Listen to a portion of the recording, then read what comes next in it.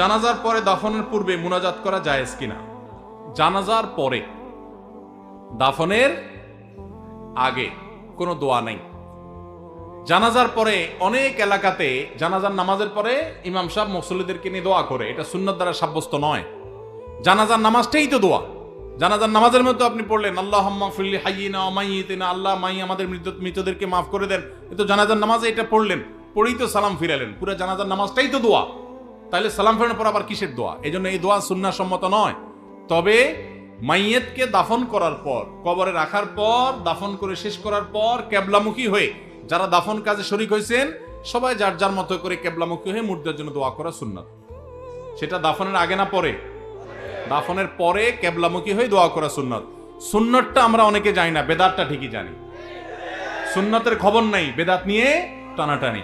এই জন্য এই সুন্নাত যেহেতু আলোচনা নাই, জানাশোনা নাই, এটা আমরা জিন্দা করবো ইনশাআল্লাহ। ঠিক আছে না? মাইয়াতকে কবরে রেখে দাফন করে কিবলামুখী হয়ে আমরা হাত তুলে দোয়া করব। কি দোয়া করব?